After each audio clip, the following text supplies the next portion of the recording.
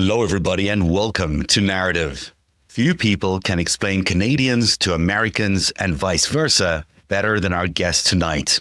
Kevin Newman has pulled off that rare feat of being a network news star on both sides of the border. Now, not many people can say that. Today's hottest cartoon is called South Park, and it's a show that comes on long past most kids' bedtimes. Americans will remember him as the co-host of Good Morning America back in the late 90s. Newman was so new to American audiences, it seemed like he came out of nowhere. But for those of us who've known Kevin for years now, he is first and foremost a highly skilled journalist. He's one of the very best. He cut his teeth at Global Ontario back in '81, worked his way through the Canadian media landscape with stops at CTV and CBC, before making it to the big leagues in the United States. When he returned to Canada, he founded Global National and anchored it for nearly a decade before moving to various roles at CTV. These days, he runs his own shop, Kevin Newman Ideas, where he's producing docs and investigative content that's making big waves. And lately, he's been sounding the alarm about what he calls Canada's greatest vulnerability, disinformation. And he's not just talking about it. He's building a rapid response fact-checking unit to combat the tsunami of bogus information flooding into Canada. And he's also launched a brand new project, which is all about disinformation. And it's called, as his sweatshirt blazingly says, Get Fact, which is a play on words, right, Kevin? Sure is. We're going to get to your project and hear all about your efforts to combat disinformation later in the show. I just want to say thank you for coming onto Narrative. We have known each other for quite some time. And I'd hazard a guess that it's maybe a 10, 15, 20 years? I don't know. We were like crossing in the night a few times, but yeah, no, I'm a huge admirer of your talent and I've watched your show lots. Oh, thank you so much. And likewise, it's a real honor to actually have you on Narrative because you are so talented and you are such a great journalist. And more than anything else, I think people underestimate how difficult it is to jump between a Canadian culture and an American culture. And you've done it a couple of times back and forth. It's difficult. Why do Canadians have such a hard time adjusting to America? We have a very big window onto American culture and Americans, but it's mostly through television. And it's mostly through how we consume media in Canada. That's what I discovered, that a lot of my preconceptions about how easily we would blend together turned out to be not true. And anyone knows that when you travel, the place that you're visiting, the difference of that place to what you're accustomed to is laser focused. And so I found when I first moved down, I was hyper aware of the things that I didn't expect. The society was more traditional than I expected it to be, that in some areas it had been frozen in time, and in other areas it was way ahead of everything that we were doing in Canada. I was going down to report on Americans for Americans. I wasn't, as some reporters do, going down to America to report back to Canadians. It took me a few years to figure out the audience, frankly, and to understand what was news in America, because we had such different and rich histories. I'll add one other difference that I found there, and maybe you didn't find it that intensely competitive, but it was really a competitive workspace in a way that I'd never encountered a journalistic environment. And what we're going through right now reminds me of how aggressive Americans are. Donald Trump does feel uniquely American, even though it's inspired probably from the Kremlin. It still feels American in some ways. It's so aggressive. It's aggressive and it's storytelling. And they would get to the point in the American Revolution where they would tell them that the losers had to leave the country and that they could go nowhere else but to head to the Great White North and freeze their buns off. And in the narrative of today, where people are asking, well, why wouldn't you want to become of America? Because as they've grown up, learning that we were kind of the losers of the North, that we really wanted to be Americans, but we were kicked out because we weren't loyal enough. Right. And so when you look at the context of what's being said now from Trump and from others, we're offering you something that's incredible. We're offering you us. Yes. And that just comes from the continual belief of American exceptionalism. And you're right, incredibly competitive. But at the top of their field, the excellence is extraordinary. I soaked all of that up and quite often looked around the room and I thought, oh God, please don't open your mouth because you are clearly the dumbest person here. Well, I doubt that. It really is an impressive feat what you did there. So many talented people all competing for the same roles, and to be able to rise to the very top as you did is remarkable. And then to stay there and then also come and make another incredible career here in Canada, really impressive. Let's talk about the breaking news today, because there is so much of it, and we'll get back to your career a little later on and some other stuff. So the White House just releasing this new readout on their talks between Donald Trump and Vladimir Putin today. He claims that there's some sort of agreement here, but there really isn't when you get into the thick of it.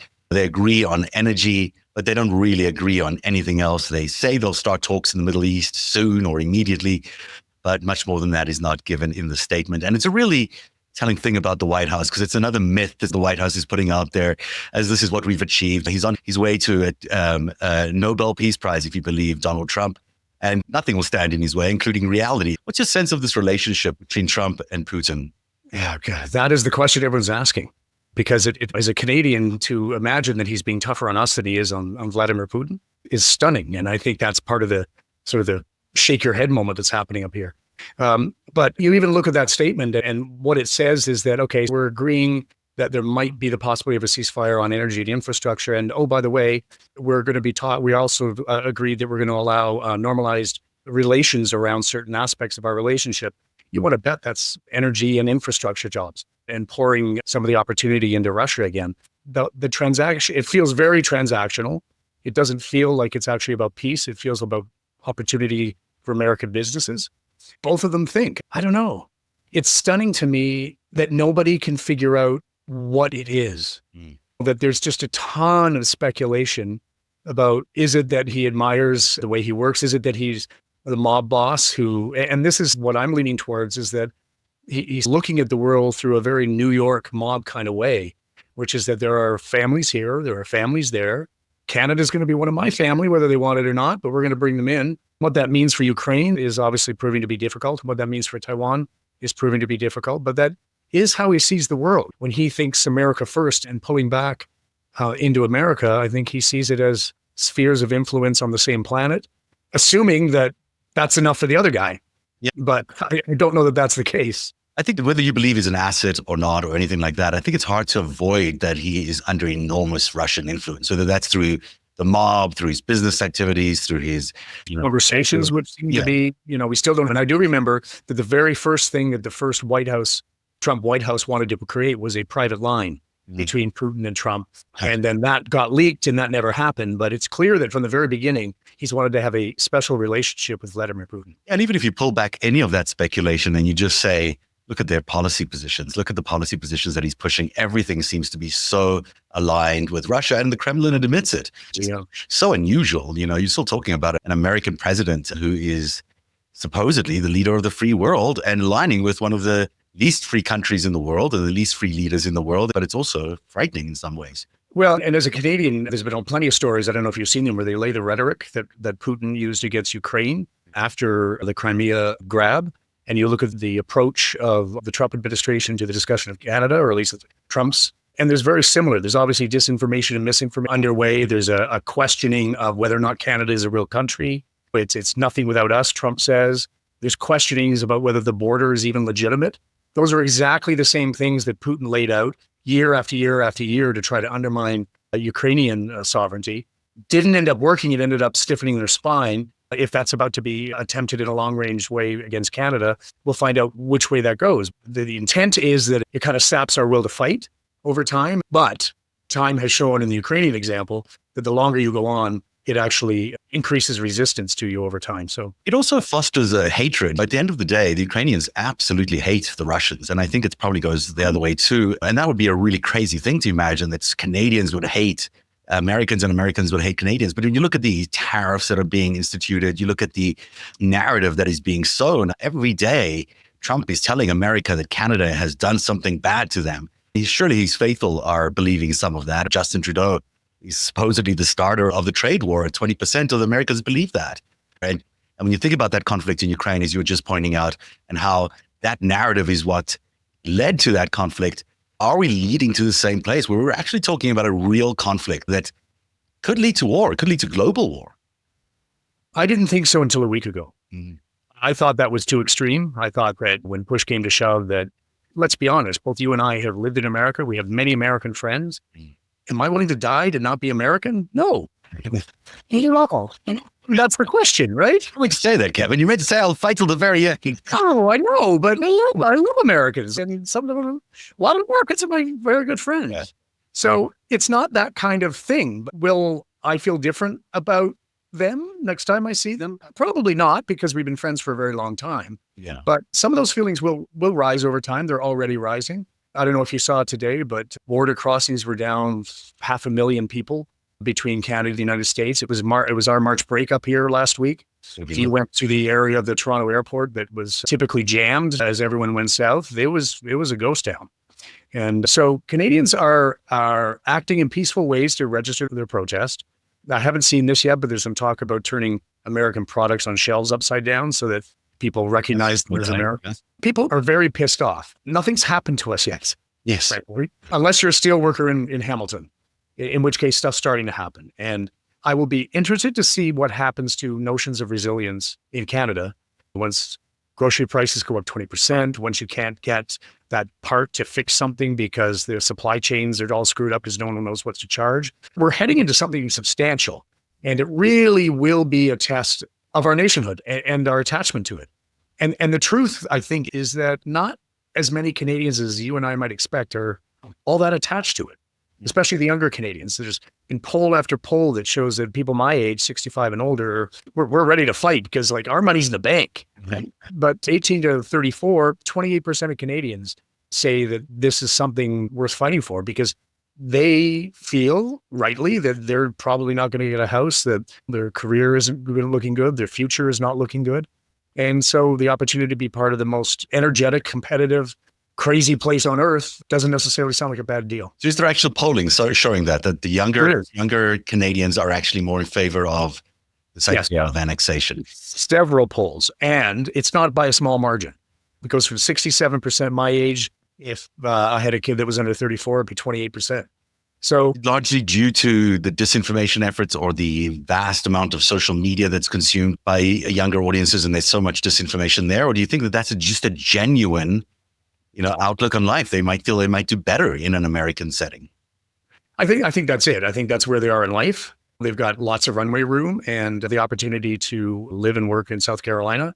If there's labor mobility, isn't necessarily a terrible idea, especially by the time you reach March in Ontario. Yeah. So I think that's part of it. But I also think that we've spent a decade looking at our history and focusing on the areas where it failed modern standards.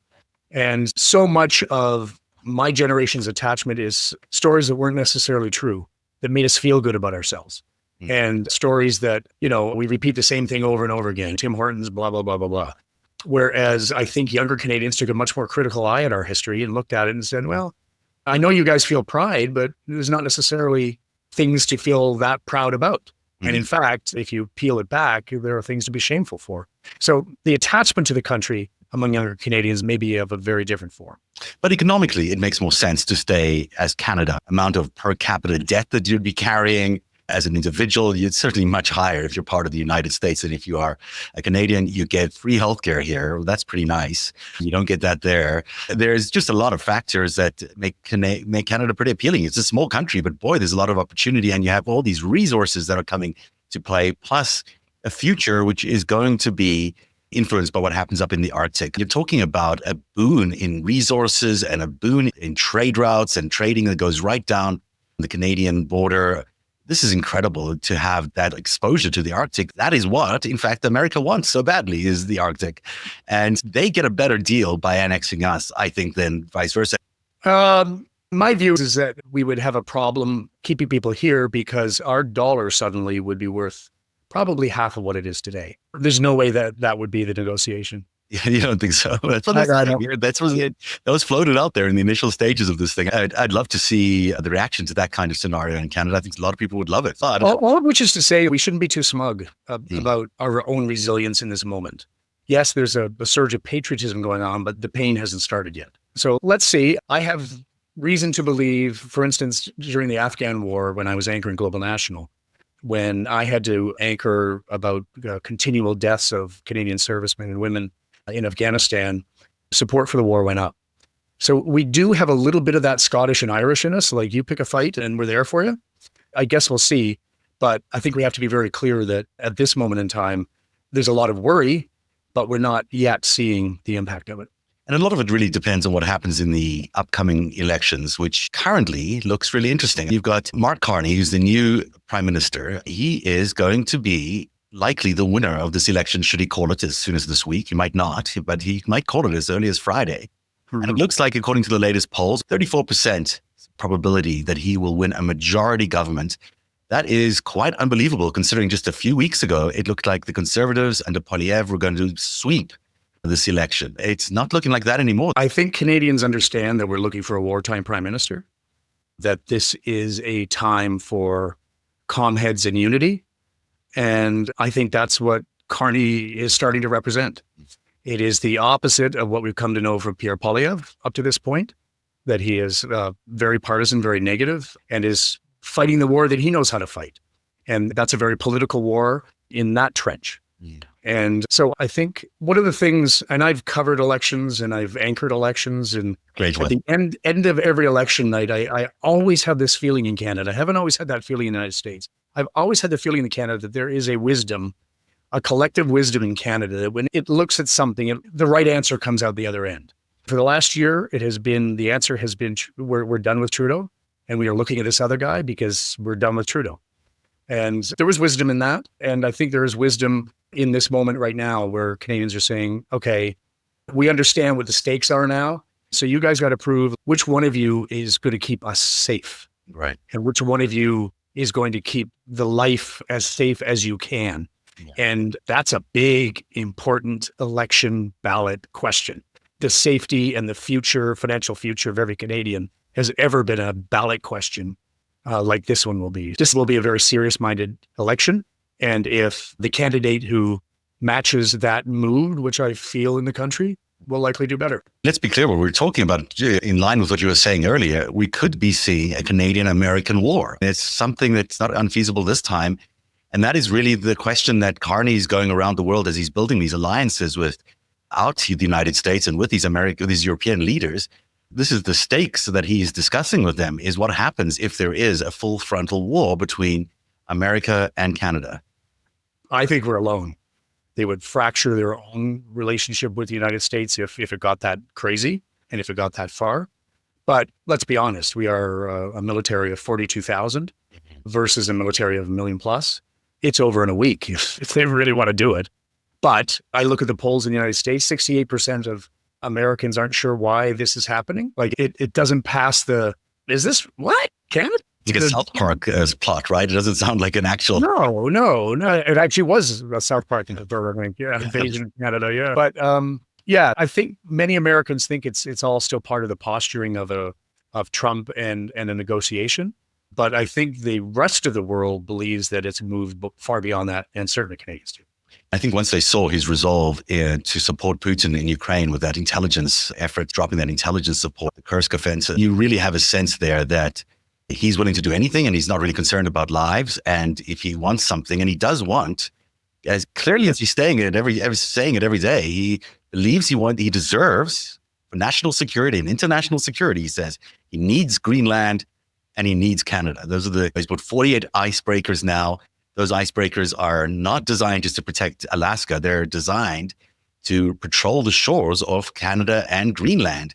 Those are countries he hopes to literally own in the near future. Well, and it was interesting, Mark Carney in Iqaluit today, the Prime Minister, announcing that our distant early warning enhancements along our border are going to be built by the Australians. Yeah. So that we don't have to share the data with America necessarily, or we have sovereignty over the data.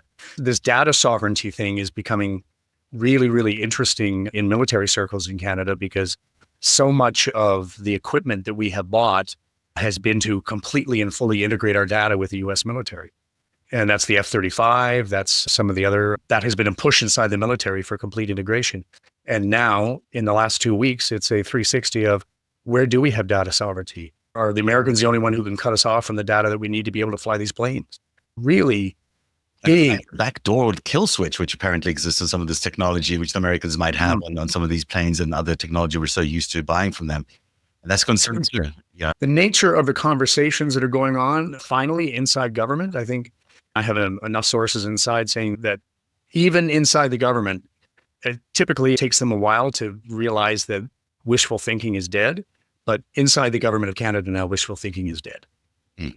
Now, there is also, you were saying you're going to be alone, but there is support, and the support is coming from the King of Canada, who's still our king. There he is, cut off a little bit, but you can see King Charles handing over a sword, a ceremonial sword to, I think it's just the head of the... One of his principal secretaries is Canadian. You know. Okay.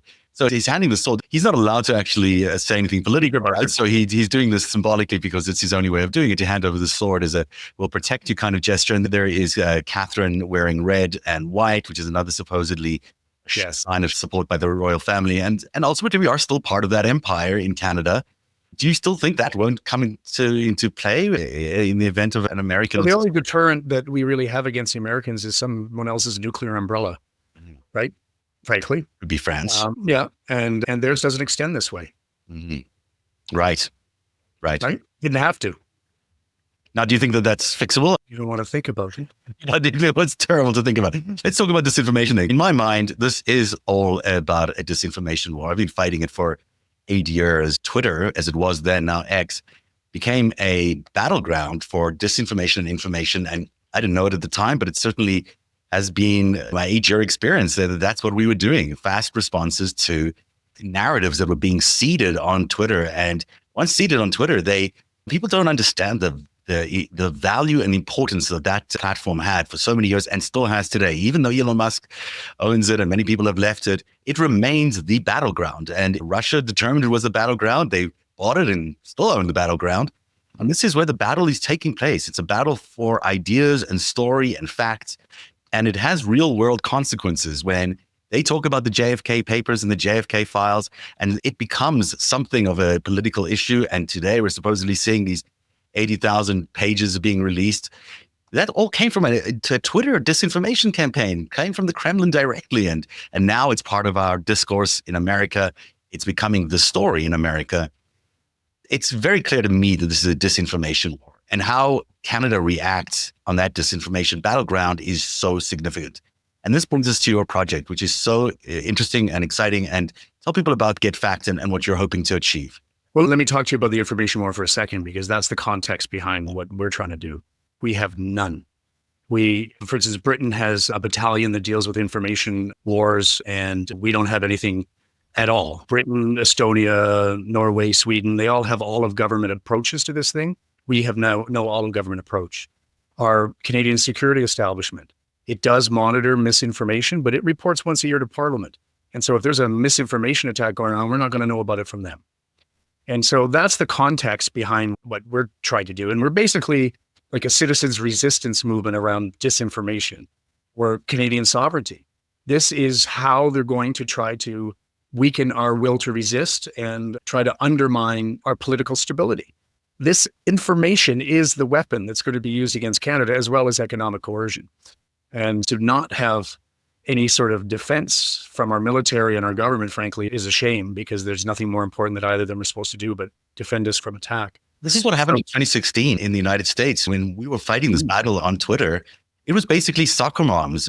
They all chose their niches. They all figured out what they were going to dive into, and they all organized themselves in this very organic way. It was really interesting to watch how everyone sort of took their path, and then they reported to different people. And in many cases, they came to narrative with a lot of information, and that's how able to piece the story. So it became like the largest crowdsourcing project I had ever seen. You know, this was a group of people organically deciding they were not going to believe the story that was out there and challenging it in this organic crowdsourced way. And what you're suggesting to do in Canada is very similar to that. And it's very powerful and very effective. I hope it is, because there's the cultural difference though, right? Americans are accustomed to pulling up their bootstraps and dealing with it themselves when the government isn't there. Yeah. That's in Canada, culturally, we tend to wait for government to act.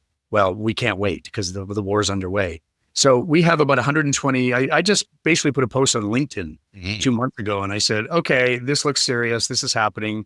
Hey, all you creative Canadians and AI researchers, if you're sitting around stewing about stuff, let's do something. And so we did. We've organized ourselves. We're launching, hopefully on April 2nd, Get Fact. We got a name that's a little bit fun that we hope goes viral. It is basically an attempt to educate and provide a place for Canadians where they can get fact. So that comes in a couple of forms. One is we're going to compete on social media by putting out videos on Rumble and TikTok and Switch and all the places that the video disinformation comes at us. But again, there has been no defense. We're working on a bot. Currently, we're trying to train an LLM, take a tweet, let's say you have a tweet from Trump, cut and paste it, put it in the bot. It'll tell you what is verified, what is unverified, what is partially verified. So it'll separate looking at all the sources that AI can look at. So we're hoping that we're creating a tool so that people will begin to understand that it's not a black and white world. It's a world of gray. And that in fact, this bot's default will be to assume that the world is gray, not true or false. We're going to do a podcast, which I'm happy to have you on soon, about your experience in the United States, which would be great. And a newsletter that's going to basically say, these are the trending misinformation stories about Canadian sovereignty that are happening right now. And just try to show Canadians that these are monstrously successful ways of trying to poison our minds and poison our thought process and turn us against each other and make an enemy out of the United States or make a friend out of the United States. We have had the luxury of being a very uninteresting place until now. And our election campaigns, there wasn't much activity because we were uninteresting. But as you said, with the Arctic, with the play with the Americans now, we unfortunately do not live in uninteresting times. It's interesting what you're talking about. It's so exciting because I think that you're also going to find a lot of people on the American side of the border that are just as interested in helping Canada. I hope so. What you'll need is a lot of people retweeting and a lot of people supporting your points of view and digesting it and then communicating that separately in their real worlds, but also online. And you're going to get that bulk, I think, from a surprising number of Americans who are very supportive of Canada. Maybe that's the psychological operations side of it, is that you know yourself. I'm always amazed at how many people are aware of like CBC News online because they see it like BBC News and it's considered impartial and not as partisan. Yeah, that would be great. But we also, as I mentioned earlier, we have a job in buttressing our own resilience and teaching ourselves about mis and disinformation because we've been left to our own devices on it. In my experience, the thing that is the best part about disinformation is if you get it early, you get a narrative that they're just starting to build early and you nip it in the bud, you can actually kill a narrative. And it could take one tweet by one person just how did you find it? Like, how did you, because I'm really interested in this because we need to find exactly that. We need to find that moment when it's germinating on both left and right. As early as you possibly can. This is my experience. We used to wake up at 8 o'clock every day. I still sit at my desk every day and look at social media because I want to check out exactly what the narratives are. There's stuff there for you to start feeding on. And you need a global view of where you are on these narrative fronts and what they might be putting out there. But if you can spot them, and they're not hard to spot once you get used to them, they have certain games that they play. It's like a sport almost for them. These patterns become predictable.